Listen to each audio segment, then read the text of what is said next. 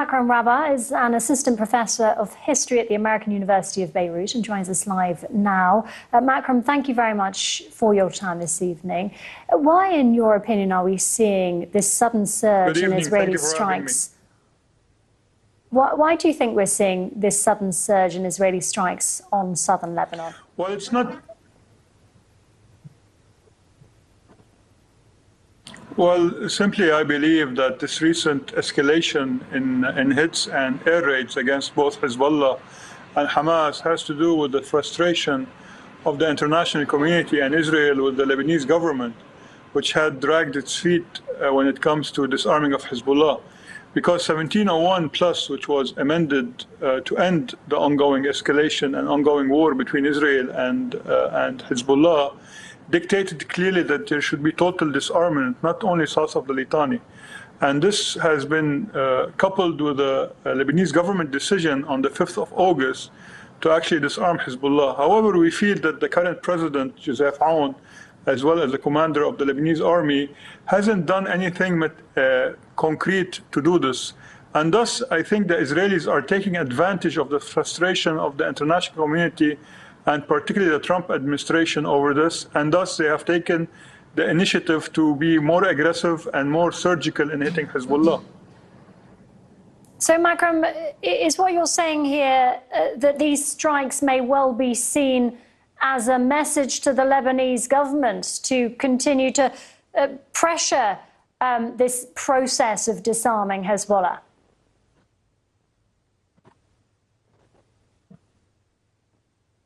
I think Israel wishes to corner or to basically embarrass the Lebanese government by telling it that the reason why your sovereignty is being breached by us is the fact that you allow an Iranian-sponsored militia to carry out attacks against us. And this is particularly one of the main reasons why the Lebanese have been paying the price of this confrontation between Iran and Israel. And thus I believe that simply we don't really need to confront them, meaning Lebanon doesn't really need to physically disarm Hezbollah, but it should actually stop playing into the narrative that Hezbollah tries to promote, that it's actually a resistance movement and it's ultimately its weapons is to protect the Lebanese and particularly the Shiites of the south.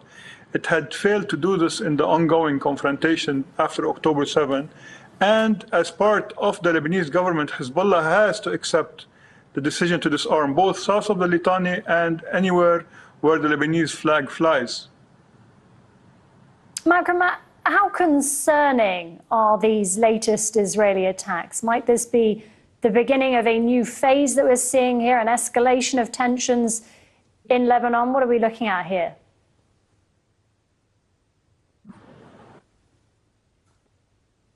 Well, certainly it's very alarming to see that the war is still ongoing in parts of the country, because simply any hopes of an economic resurgence has to do with disarming Hezbollah and basically having some peace and stability.